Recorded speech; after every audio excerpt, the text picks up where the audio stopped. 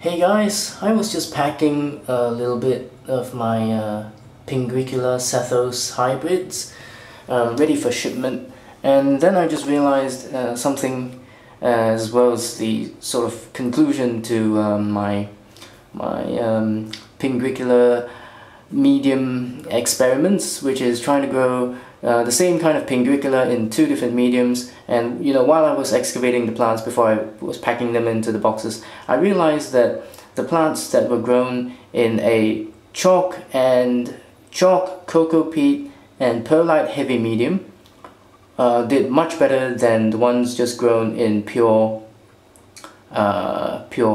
moss and peat, which is decomposed moss. So yeah, I just thought that this is a really interesting fact, and I'd like to share it real quickly with you guys. And as you can see, I'm halfway packing. Too bad, I've already packed the ones grown in the perlite heavy medium. I'll just show you the medium, but the plant itself is already in the box. I'll probably post a link to the pictures, which I will upload later. As you can see, it's very little bit of cocopeat or coconut coir, whatever you like to call it. 80% or above ratio of perlite. Yeah. Well, I thought I'd give it a more loose medium sort of drains better, but that didn't really matter.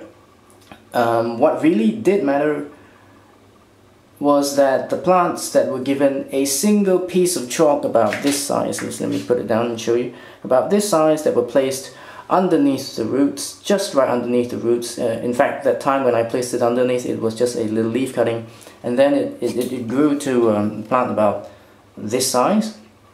Maybe you could say a tad bit smaller than those. But what was really interesting was that the roots of the plant that was grown in the perlite heavy medium with a chalk placed underneath had actually really healthy roots. The roots of those grew and explored the entire pot of medium and stretched all the way down. And as you can see, as I was trying to excavate this particular plant out of this particular pot, the roots gripped to the size of the pot, and in fact up to about 1 inch of the medium. As you can see, 1 inch of the medium is missing. So yeah, I thought that was really interesting compared to these plants, which is why I started this film in the first place, is because I noticed these plants had almost non-existent roots to very weak and fine roots. Yeah, if the camera would focus, yeah, there we go. So this is the so-called green summer form of Pinguicula Sethos hybrid. Well, it's green because it's grown in a slightly lower light intensity, but as you can see, the roots are almost non-existent. You can see maybe only 2 or 3 root hairs sticking out there, and this one's even worse off. Yeah, it's quite a well-grown plant. It's already put on quite a size since it was a little leaf cutting back then. But as you can see, it has been surviving with almost no roots. So okay, and I guess that concludes my little Facebook experiment of the Pinguicula medium. What did I call it again? Oh yeah, the Mexican Pinguicula quest. Yes, that's it. The quest has ended. And the winners will definitely be the one in the box, which I will show you in picture form. The roots and the plants are really, really healthy compared to those that were grown with just pure peat and moss. In this case it was Java moss, but I guess the same could be said for sphagnum moss. Now I like to give credit and a huge shout out to Mr. Richard Davian, who actually suggested this idea to me of playing around with different interesting mediums. Think out of the box, go against the grain, don't follow the status quo, and try and grow CPs in all sorts of different mediums. And one of his suggestions was actually to use pure school chalk to grow Mexican Pinguicula.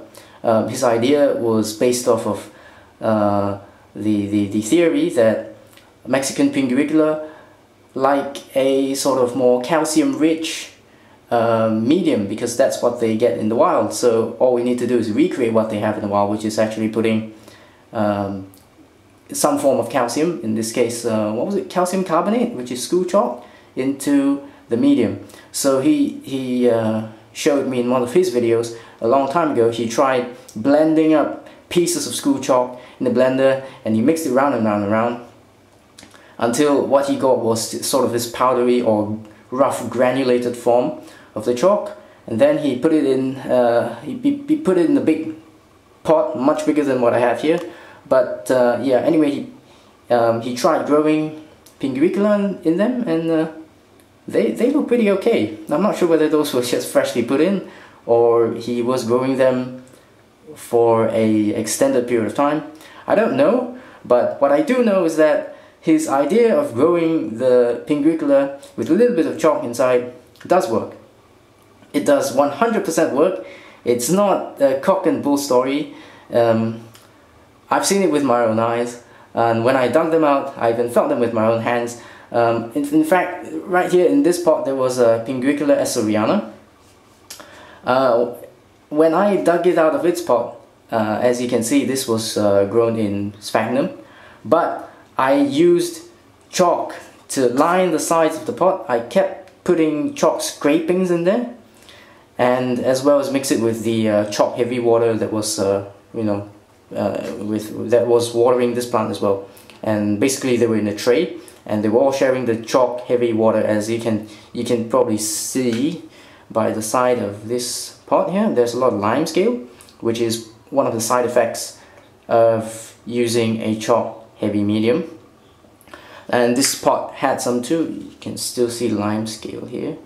So what I did with the esseriana was introduce a little bit of calcium into the medium, and the roots grew really healthily. I had to dig about this much of sphagnum out of the root system that the plant was already clinging to it. You know, the plant had root systems that was so healthy that went all the way down to the pot, up to about here. Oh, there's more lime scale for you. Up to about here. And I couldn't break away any of the sphagnum because the roots were so heavily entrenched in the sphagnum, so to speak. So yeah, I think this video's gone long enough. I think I better continue with my packing, and yeah, I'll see you guys next time. I hope you guys enjoyed the video, and I hope you found it useful. And don't be shy. Give this Mexican Pinguicula chalk combination a try, and you might be surprised. But word of caution: do not mix it with your other CPs. If you mix it with your other CPs, you're in for a surprise, and that is a nasty surprise. So okay, thank you for watching. See ya.